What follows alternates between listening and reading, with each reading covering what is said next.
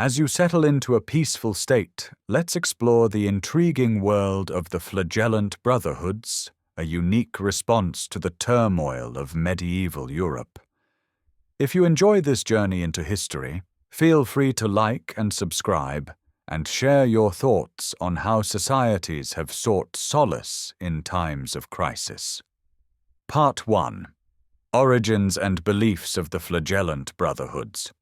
The 14th century was a time of turmoil and transformation in Europe, where faith and fear interwove in the hearts of its people. It was within this backdrop that the Flagellant Brotherhoods emerged. The very name flagellant comes from the Latin flagellare, meaning to whip or to scourge. Their identity was bound up with the practice of self-beating as a form of ritual penance, a visible, dramatic act meant to show God their contrition. These groups were a response to the pervasive dread brought on by the Black Death, a plague that swept across the continent, leaving devastation in its wake. As the disease claimed countless lives, communities searched desperately for meaning and salvation amidst the chaos. It was believed that such a calamity could only be explained as divine retribution for humanity's sins, and thus the flagellants took it upon themselves to atone. In practice, the flagellants used leather whips or scourges, often tipped with small iron spikes or knotted cords, to lash their bare backs and shoulders in synchronized rituals. They would march through towns and villages, chanting hymns, then stop to kneel and strike themselves until blood streamed down. The wounds were raw, open, and repeated daily, creating a cycle of injury with little chance for proper healing.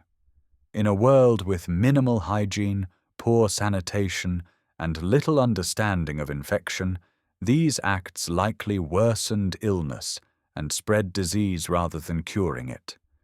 Yet for the flagellants, the suffering was the point. Blood became both a personal sacrifice and a communal spectacle, meant to cleanse sin through pain. The flagellants were not clerics or ordained members of the church. Rather, they were ordinary lay people, men, women, and even children, driven by a fervent desire to appease an angered deity. This movement arose organically, as individuals gathered in towns and villages, united by a shared belief in the redemptive power of suffering. Their rituals were both elaborate and austere, emphasizing the need for penance through physical torment. This self-inflicted suffering was seen as a form of purification, a way to cleanse the soul and avert further divine punishment. The belief in the efficacy of such acts was deeply rooted in the medieval mindset, where the boundary between the physical and the spiritual was porous and mutable. The processions of the flagellants were a sight to behold, both solemn and surreal. Dressed in simple white robes marked with the sign of the cross, they moved through towns in long, winding lines. The air was thick with the sound of their chants, mournful hymns that echoed off the walls of medieval streets. With rhythmic precision, they would march to the center of town, often gathering in public squares or churchyards. There, they would perform their ritualistic self-whipping, a carefully orchestrated dance of devotion and despair. The lashes they inflicted upon themselves left their backs streaked with blood, a visible testament to their commitment and sacrifice. Despite the brutality of these acts, or perhaps because of it, the flagellants drew considerable attention from the public. For the onlookers, the processions were both mesmerizing and unsettling, a vivid reminder of the spiritual stakes at play. Many saw these acts as a noble attempt to intercede on behalf of humanity, to plead for mercy in a time of unprecedented suffering. Yet beneath the surface of this collective penitence lay a complex tapestry of beliefs and motivations. The flagellants viewed themselves as vessels of divine will, chosen to bear the burden of sin and, through their pain, to secure redemption for all. In their fervor, the flagellants operated outside the traditional structures of the Church, a factor that would eventually lead to tension and conflict. Initially, their actions were met with a degree of acceptance, even encouragement, as communities grappled with the enormity of the plague. However, as the movement grew in both size and zeal, it began to diverge from orthodox practices, raising concerns among ecclesiastical authorities. The independent nature of their rituals, coupled with their growing hostility towards clergy and perceived outsiders, threatened to disrupt the fragile fabric of medieval religious life.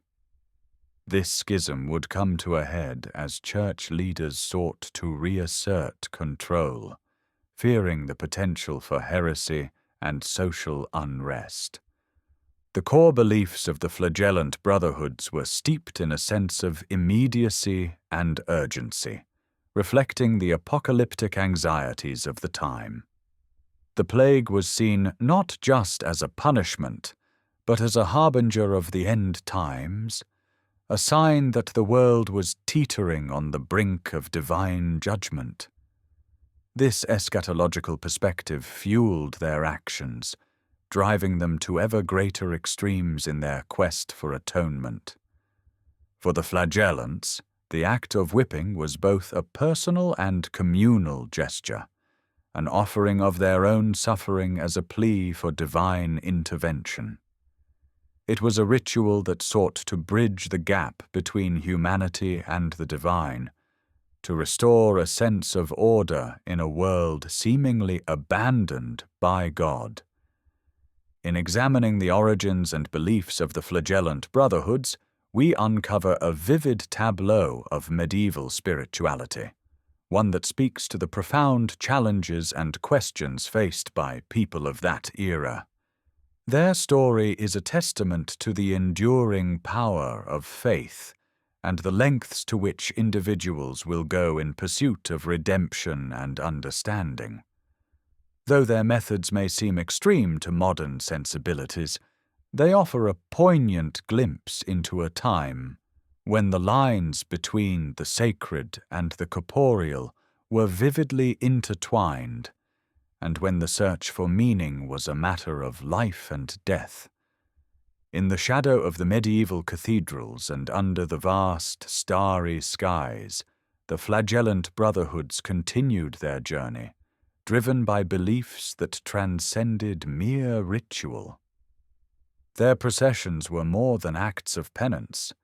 They were profound expressions of a worldview where suffering was intertwined with salvation. This belief system was deeply rooted in the concept of imitatio Christi, the imitation of Christ, where emulating the suffering of Jesus was seen as a path to spiritual purification. The flagellants' actions were not random acts of self-harm, but deliberate, symbolic gestures, echoing the passion of Christ in their quest for redemption. The theological underpinnings of the flagellant movements were complex and multifaceted. At the heart of their beliefs lay a conviction that humanity's sins had disrupted the divine order, and only through suffering could this balance be restored. The act of self-flagellation was a form of atonement, a way to absorb and expiate the sins of the world. This practice was not entirely new. It drew on older traditions within Christianity that emphasized penance and mortification of the flesh. However, the flagellants took these ideas to new extremes, embodying a radical form of spirituality that both fascinated and alarmed their contemporaries. The movement's rapid spread across Europe was fueled by the shared anxieties of a continent ravaged by the Black Death, As the plague decimated entire communities, the flagellants offered a semblance of control in an uncontrollable world. Their processions provided a collective outlet for grief and fear, a means to channel despair into a tangible act of devotion.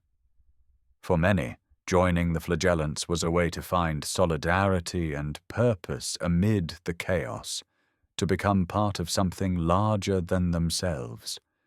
This communal aspect of the movement was a powerful draw, transforming personal anguish into a shared spiritual journey. Despite their fervor, the flagellants' relationship with the Church was fraught with tension. Initially, their efforts were seen as a pious response to the crisis, but as their numbers grew, so did their influence and independence. The Church, wary of any movement that operated outside its control, began to view the flagellants with suspicion. Their rituals, once tolerated, became a source of contention, as ecclesiastical authorities questioned the legitimacy of their practices. The flagellants' rejection of clerical authority and their sometimes antagonistic stance towards the established church hierarchy only deepened this divide. The response from the Church was swift and decisive. In 1349, Pope Clement VI issued a papal bull condemning the flagellant movements as heretical, citing their unauthorized rituals and potential for inciting unrest. This condemnation marked the beginning of a broader crackdown, as secular and religious authorities sought to suppress the movement. The flagellants, once seen as spiritual intercessors, were now cast as dangerous zealots, their processions banned and their leaders persecuted. This shift in perception reflected the broader struggles of medieval society, as it grappled with questions of authority, orthodoxy, and the limits of religious expression.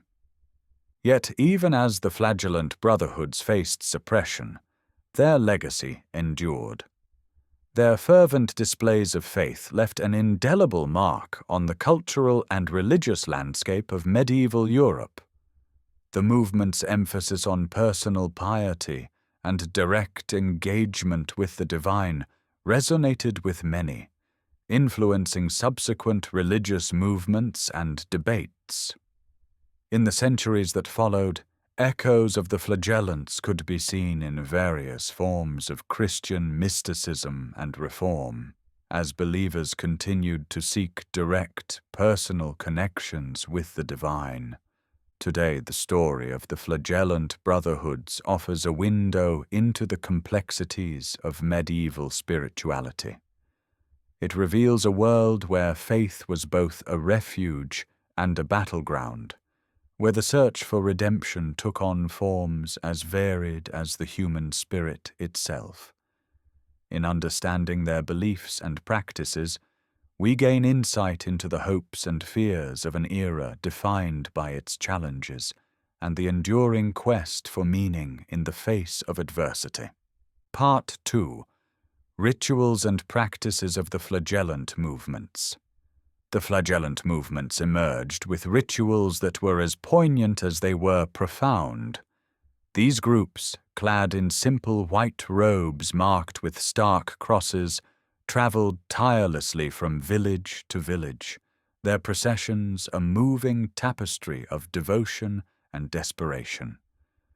Within these roving bands, men, women, and even children participated, driven by a shared belief that self-inflicted pain could cleanse the world of its sins. The rituals they performed were both mesmerizing and unsettling, a public display of faith that left an indelible mark on medieval society.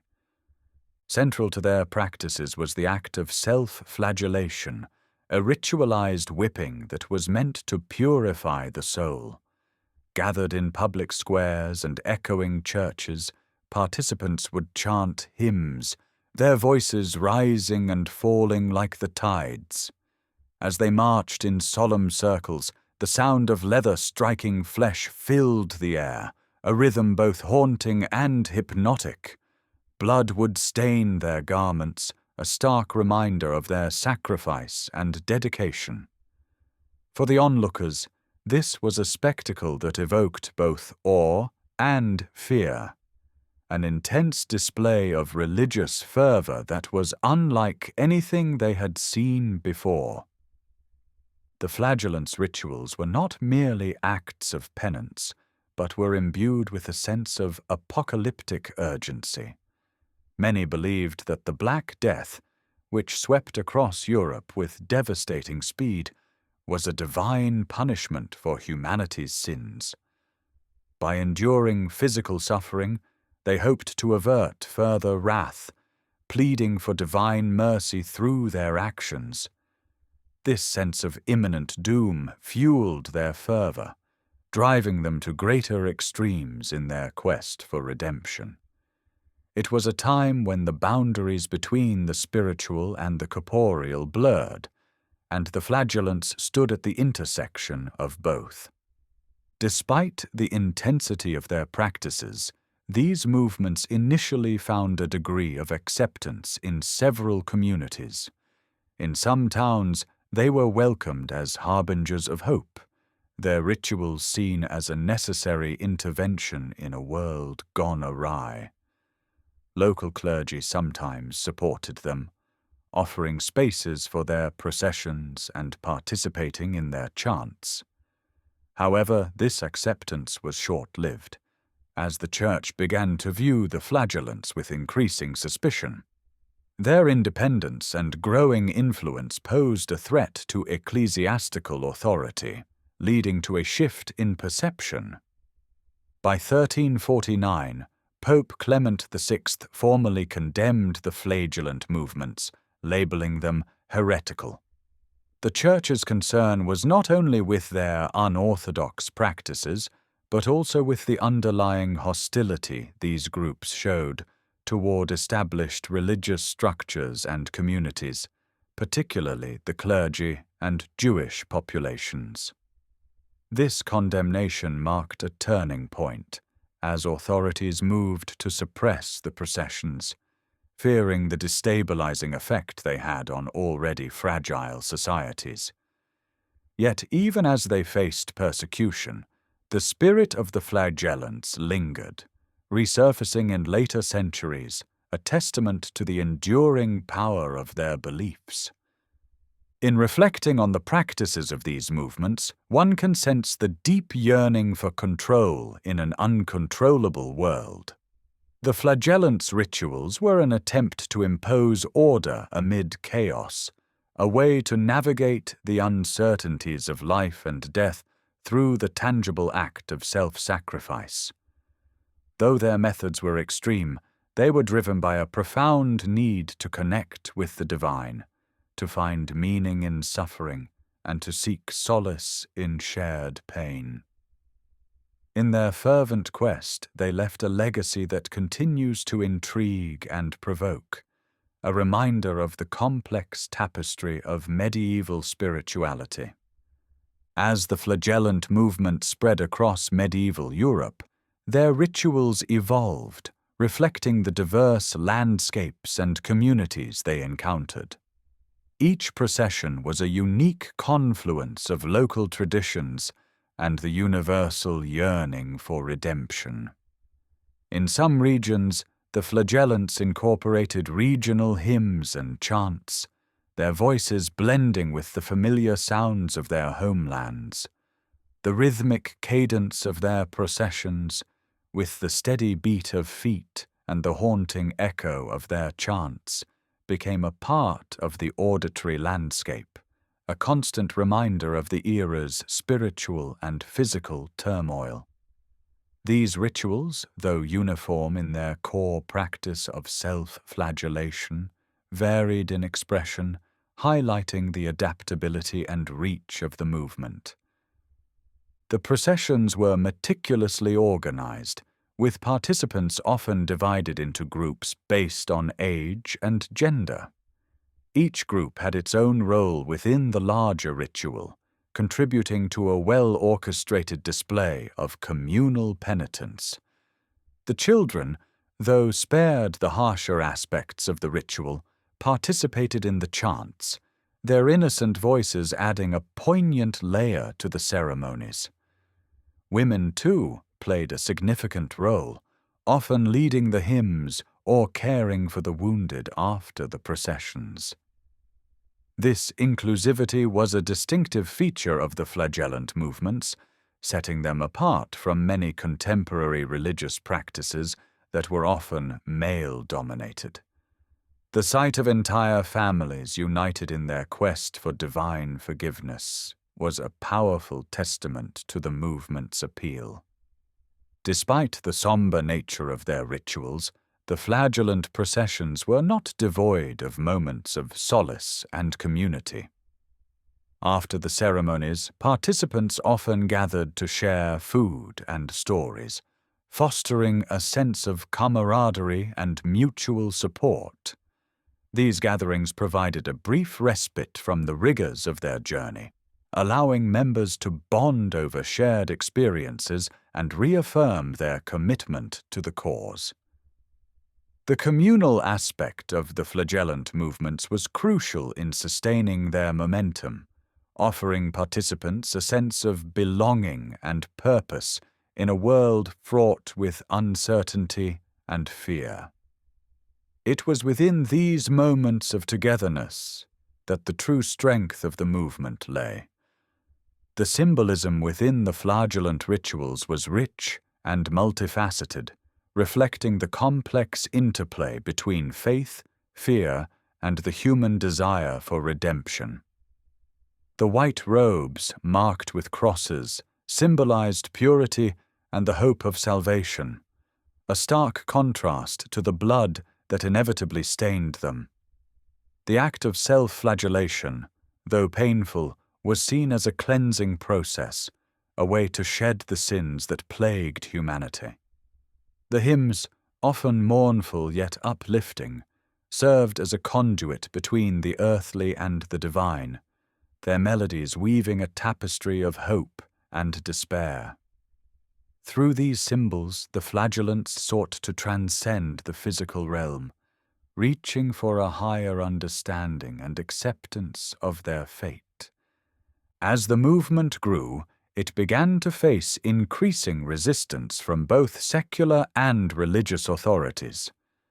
The initial tolerance they encountered gave way to suspicion and hostility, as the church and local governments perceived them as a threat to the established order. This opposition only served to strengthen the resolve of many flagellants, who saw their persecution as further proof of their righteousness. However, the suppression of the movement was often brutal, with participants facing imprisonment, torture, or even execution. Despite these challenges, the spirit of the flagellants endured, their rituals leaving an indelible mark on the cultural and spiritual landscape of the time. In the end, the legacy of the flagellant movements is one of profound complexity and contradiction. Their rituals, though extreme, were rooted in a sincere desire to understand and appease the divine. They navigated a world overwhelmed by chaos and suffering, seeking solace in shared pain and communal sacrifice. Through their practices, the flagellants offered a glimpse into the depths of human faith and the lengths to which people will go to find meaning in the face of despair. Today, their story serves as a poignant reminder of the enduring power of belief and the intricate tapestry of medieval spirituality. Part 3. Societal Reactions and Church Opposition. As Europe grappled with the relentless advance of the Black Death, the flagellant movements captured the imagination and fear of many. These groups, with their solemn processions and ritualized acts of penance, drew large crowds. The sight of them, clad in stark white robes adorned with simple crosses, was both a spectacle and a somber reminder of the times. Their chants echoed through the streets, a haunting melody that resonated with the anxieties of a population seeking solace. Townspeople watched as these men and women moved in rhythmic harmony, their voices rising and falling like waves. It was a scene that, despite its intensity, offered a strange sense of unity in shared suffering. Initially, many communities welcomed these processions, seeing them as a form of divine intervention. The flagellants represented a grassroots response to the plague, embodying the belief that human suffering could curry favor with the divine. In towns ravaged by disease, their presence was seen as a beacon of hope, a desperate attempt to stave off further catastrophe. Local authorities, overwhelmed by the crisis, often turned a blind eye or even offered support. The air was thick with incense and the murmur of prayers as townsfolk joined the processions, hoping to find redemption. For a time, these acts of penitence were seen as a necessary expression of faith. However, the Church viewed these movements with growing unease. As the flagellants gained influence, their teachings began to diverge from orthodox doctrine. They rejected the authority of the clergy, proclaiming their own direct connection to the divine. This insubordination was troubling, for it threatened to undermine the Church's control over spiritual matters. The independent nature of these groups, coupled with their critical stance toward the ecclesiastical hierarchy, sowed seeds of discord. The Church, wary of losing its grip, began to take a harder stance against what it saw as heretical behavior. By 1349, Pope Clement VI issued a formal condemnation of the flagellants. His edict declared their practices dangerous and contrary to the teachings of the Church. The papal decree was a decisive move, aimed at curbing the movement's influence. It signaled a shift in ecclesiastical policy, from passive tolerance to active suppression. This condemnation did not come without consequences. It marked the beginning of a more aggressive approach to maintaining doctrinal purity. The Church sought to reassert its authority, reminding the faithful of the perils of straying from sanctioned beliefs. Despite the Church's efforts, the allure of the flagellants persisted. Their message of personal sacrifice and redemption resonated deeply with those seeking meaning in the chaos.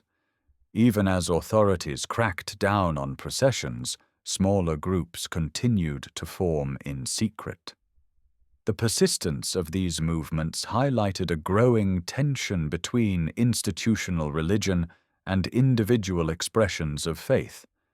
It was a testament to the enduring human desire to find agency and control in an unpredictable world. The flagellants, with their visceral displays of devotion, left a lasting impression on the spiritual landscape of medieval Europe.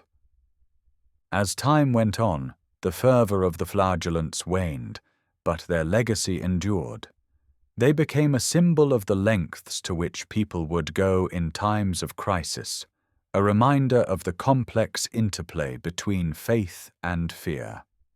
Their story is a window into a past where the boundaries between the sacred and the profane were often blurred. In their quest for salvation, they challenged the status quo, leaving an indelible mark on the history of religious movements. Their impact, though controversial, offers insight into the human spirit's resilience and its unending search for meaning amidst adversity. The societal reaction to the flagellant processions was as complex as it was varied. While some communities welcomed them as harbingers of divine mercy, others viewed them with suspicion and fear. The processions, with their dramatic displays of penance, often disrupted daily life. Markets paused, and towns fell silent as the flagellants passed through. The rhythmic sound of their chants mingled with the crack of whips, creating an atmosphere that was both otherworldly and unsettling. For many, these processions were a reminder of the thin line between order and chaos in a world plagued by uncertainty. In some regions, local leaders began to see the flagellants as a threat to civil stability. The large gatherings they attracted could easily spiral into unrest. Concerns grew over the potential for these assemblies to incite violence or spread dissent. As the flagellants moved from town to town, their rejection of established religious authority posed a direct challenge to both ecclesiastical and secular leaders.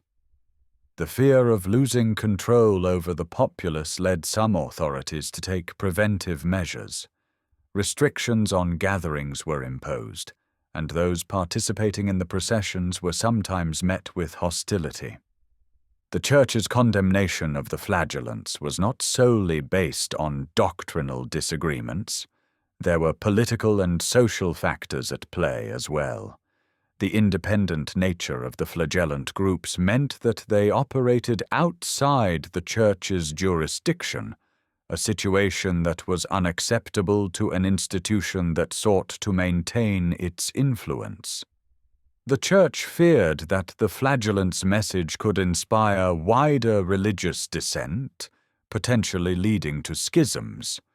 To safeguard its authority, the Church employed a range of tactics, from excommunication to the threat of force, to disband the processions and bring the faithful back into the fold. Despite these efforts, the flagellants' appeal persisted among those disillusioned with traditional religious structures. Their emphasis on personal connection to the divine resonated with individuals seeking direct spiritual experiences. In a time when the plague seemed to render established rituals ineffective, the flagellants offered an alternative path. Their practices, though extreme, provided a sense of agency to those who felt powerless against the tide of disease. This alternative spirituality, rooted in physical suffering and communal penance, spoke to the depths of human desperation and hope. As the movement waned, the influence of the flagellants lingered in unexpected ways. They had exposed vulnerabilities within the Church, highlighting a need for reform and renewal. In the years following the height of the flagellant movements, the Church undertook efforts to address some of the criticisms that had fueled such fervor. The legacy of the flagellants served as a cautionary tale about the dangers of ignoring the spiritual needs of the populace. Their story became a part of the broader narrative of medieval religious life, illustrating the complex dynamics between institutional authority and personal faith. In the broader tapestry of history, the flagellants remind us of the enduring human quest for meaning in the face of adversity. Their actions, driven by both faith and fear, reveal the lengths to which people will go to seek redemption and understanding. The echoes of their chants, though faded, continue to resonate as a testament to the resilience of the human spirit in times of crisis. As we reflect on their legacy, we are reminded of the power of belief to inspire both profound devotion and profound change. Part 4. Impact on Communities During the Black Death. In the heart of medieval towns, the arrival of the Flagellant Brotherhoods created a spectacle that was both captivating and unsettling. As these groups moved from one village to another, they drew crowds of onlookers curious to witness their intense rituals. Draped in simple white robes adorned with crimson crosses, the flagellants formed long, winding processions. The rhythmic sound of their chants filled the air, a haunting melody that lingered long after they had passed. Their presence was a stark reminder of the spiritual and social turmoil wrought by the Black Death, as communities grappled with fear, loss, and a desperate search for meaning. The impact of the flagellant processions on local communities was profound. Townsfolk, burdened by the relentless advance of the plague, found themselves drawn to the dramatic displays of penance and devotion. For some, the flagellants offered a sense of hope, a belief that through shared suffering, divine favor might be restored. Others viewed them with suspicion, wary of their defiance of ecclesiastical authority and the chaos they seemed to leave in their wake. This duality, of hope and fear, mirrored the broader societal tensions of the time, as traditional structures struggled to adapt to the unprecedented challenges posed by the plague. Local economies also felt the strain of the flagellants' visits. As these groups arrived, they often relied on the hospitality of townspeople for sustenance and shelter. This additional burden came at a time when resources were already stretched thin as the plague decimated populations and disrupted trade. Yet many communities were willing to make these sacrifices, driven by the belief that supporting the flagellants might bring divine intervention. This willingness to give, even in times of scarcity, highlighted the deep spiritual desperation that permeated society, as well as a communal sense of responsibility in the face of shared existential threats.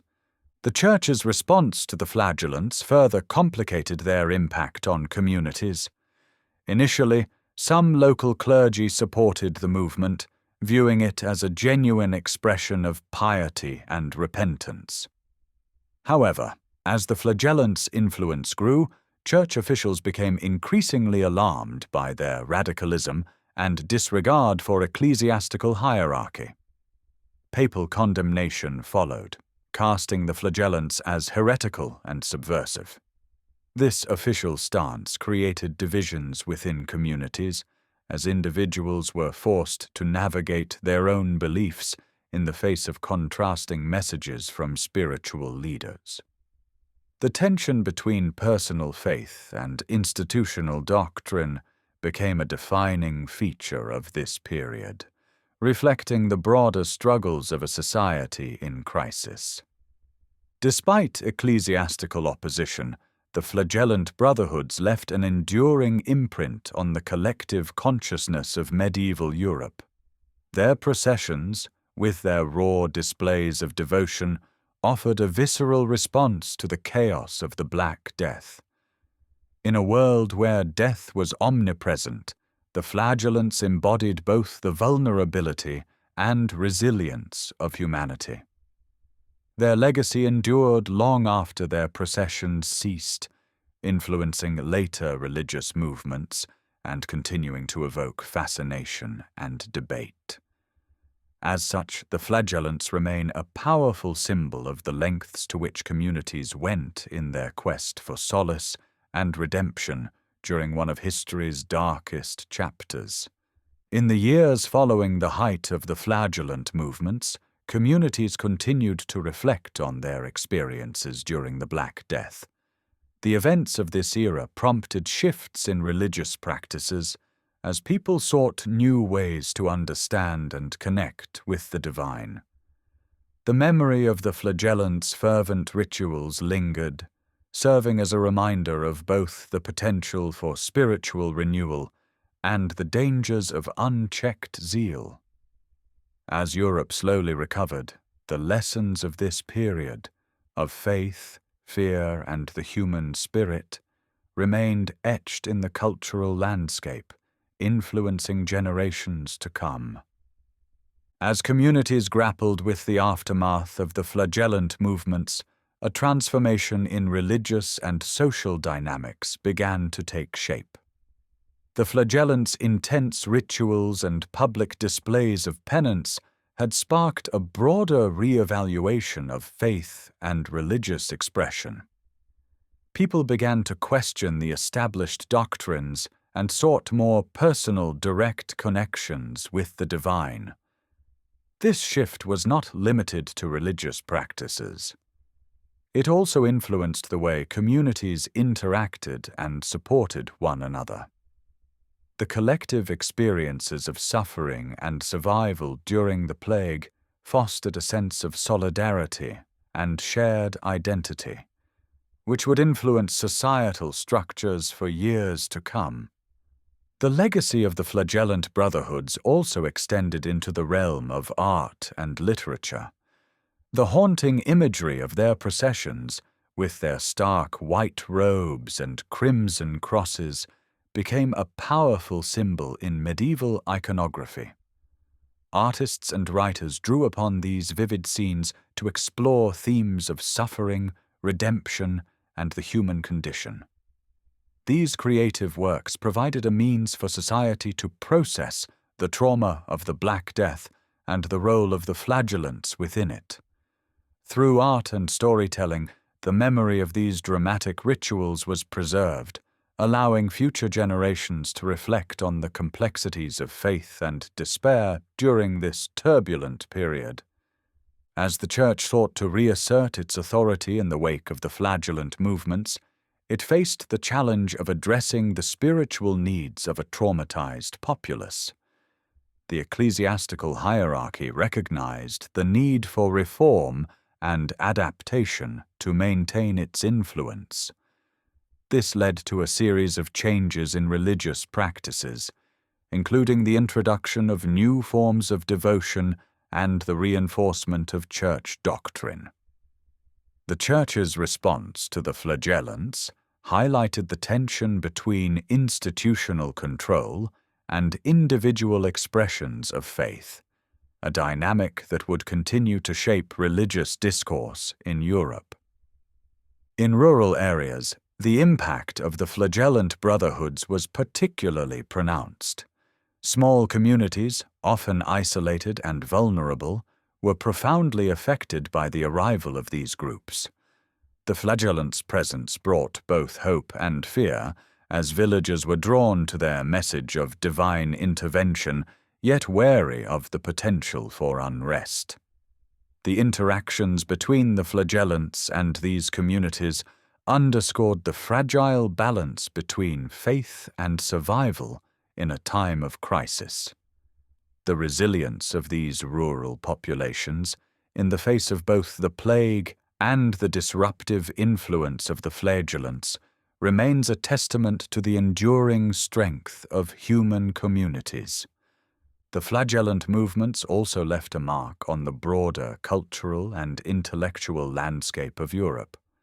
The questions raised by their practices regarding sin, suffering, and salvation spurred theological debates and philosophical inquiries.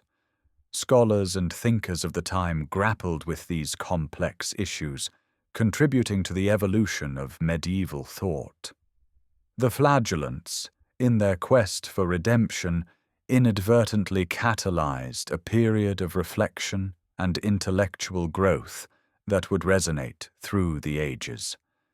Their influence extended beyond the immediate impact of their processions, shaping the way society understood and interpreted the divine. In the end, the Flagellant Brotherhoods serve as a poignant reminder of the lengths to which humanity will go in search of meaning and solace during times of profound uncertainty. Their story is woven into the fabric of medieval history, illustrating the intricate interplay between faith, fear, and resilience. As we look back on this era, the legacy of the flagellants offers valuable insights into the human spirit's capacity for both vulnerability and strength.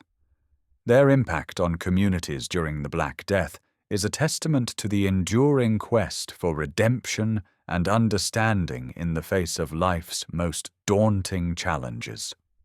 Part 5. Legacy and Historical Significance of the Flagellants. The legacy of the flagellant movements in medieval Europe is a complex tapestry woven from threads of fear, faith, and fervor.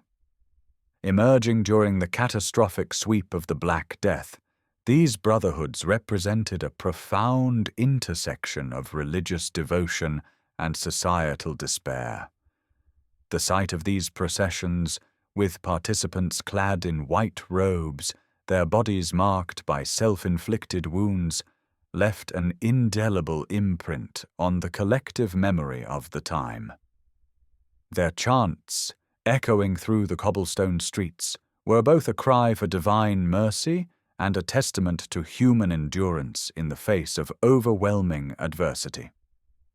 This vivid imagery remains etched in historical accounts, offering a window into the medieval psyche, where the boundaries between spiritual and physical suffering blurred in the quest for redemption.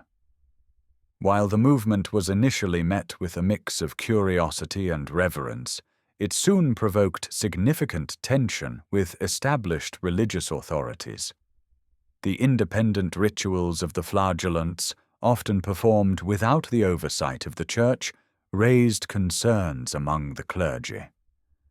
Their message, which sometimes included criticism of ecclesiastical corruption, resonated with a populace already disillusioned by the Church's inability to halt the plague. This dissent posed a threat to the Church's authority, leading to official condemnations and eventual suppression. Despite this, the movement's impact persisted, influencing later religious and social movements that sought reform and renewal in times of crisis. The Flagellant Brotherhoods also left a cultural legacy that extended beyond their immediate historical context. Their practices inspired a range of artistic and literary depictions, from medieval manuscripts to modern interpretations. These portrayals often emphasize the dramatic and visceral nature of their rituals, capturing the intensity of their devotion and the starkness of their suffering. In this way, the flagellants contributed to a broader narrative about the human condition, exploring themes of penitence, faith, and the search for meaning amid chaos. The enduring fascination with their story reflects an ongoing curiosity about the lengths to which people will go in the name of belief and the complexities of spiritual expression. In examining the historical significance of the flagellants, it is essential to consider their role within the broader context of medieval society.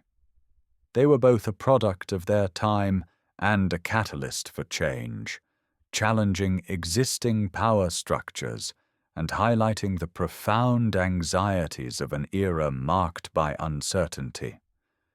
Their processions, though often short-lived, illuminated the deep-seated fears and hopes that drove people to seek solace in communal acts of penance. The memory of these events serves as a reminder of the resilience and adaptability of human belief systems in the face of existential threats. The resurgence of flagellant-like movements in later centuries underscores the enduring appeal of their message. Whether in response to new waves of plague or other societal upheavals, these groups re-emerged, drawing on the same themes of purification and divine intervention. Their persistence highlights the cyclical nature of history, where past responses to crisis inform future actions. By studying the flagellants, we gain insight into the ways in which communities navigate collective trauma and the enduring power of ritual as a means of coping with the unknown. In the end, the story of the Flagellant Brotherhoods is a testament to the complex interplay between faith and fear, community and individuality. It invites reflection on the myriad ways in which people have sought to understand and influence their world through acts of devotion, however extreme. The legacy of the Flagellants remains a poignant chapter in the annals of history, offering lessons in resilience, belief, and the human spirit's unyielding quest for connection and understanding in the face of life's uncertainties. The flagellant movements, while deeply rooted in medieval crises, also shed light on the broader dynamics of religious fervor and social upheaval. Their rituals were a direct response to the Black Death, yet they also tapped into a timeless human desire for control in the face of chaos. This desire was expressed through the physicality of their penance, a stark reminder of the lengths individuals will go to seek solace and redemption. The imagery of flagellation, with its rhythmic lashing and haunting hymns, resonated across generations, symbolizing both despair and hope. As these movements ebbed and flowed, they left an indelible mark on the religious landscape, illustrating the enduring struggle between institutional authority and personal faith. The visual and emotional impact of the Flagellants has been captured in various forms of art and literature throughout history. From illuminated manuscripts to contemporary films, their dramatic processions have inspired countless interpretations. Artists have often depicted the Flagellants in stark contrast to the tranquil backgrounds of medieval towns, emphasizing the dramatic tension between chaos and order. These artistic portrayals not only highlight the movement's intensity, but also serve as a commentary on the human condition, exploring themes of suffering, redemption, and the search for divine intervention. Through these works, the Flagellants continued to capture the imagination, inviting audiences to ponder the complexities of faith and the human spirit. In the broader context of medieval society, the Flagellants represented a challenge to the status quo. Their independent rituals and criticisms of the Church mirrored a growing discontent among the populace, who questioned established religious authority.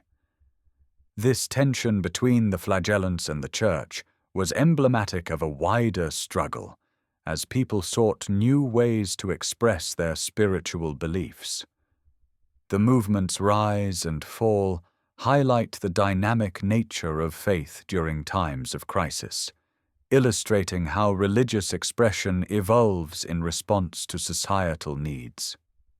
By examining the Flagellants, we gain insight into the ways communities adapt and transform their beliefs in the face of existential threats. The echoes of the Flagellant movements can be seen in subsequent religious and social movements, where ritual and penance continue to play a role in collective expressions of faith. Their legacy is a testament to the enduring power of ritual as a means of coping with the unknown, offering a framework for understanding how communities navigate periods of uncertainty. Whether in response to plagues, wars, or other upheavals, the principles of the Flagellants have resurfaced, reminding us of the cyclical nature of history.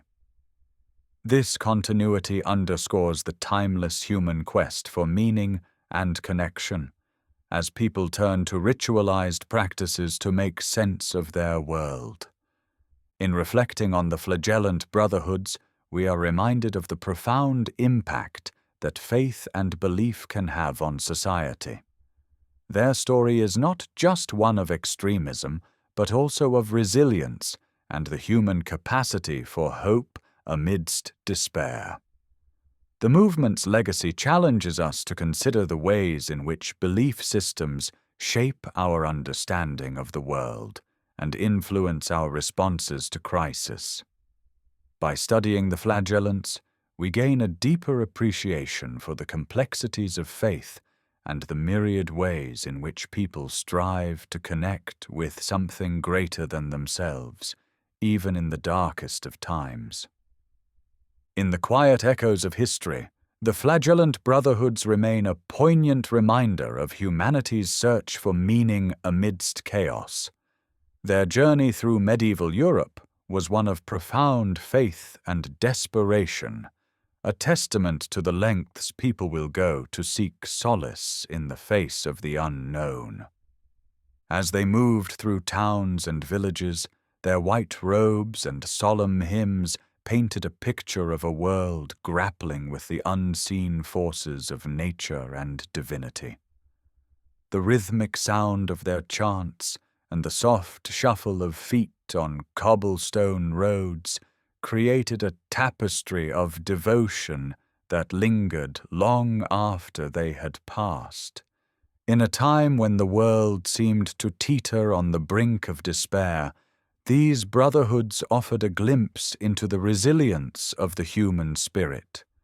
They sought to weave a fragile thread of hope and redemption, believing that through their actions they might touch the divine.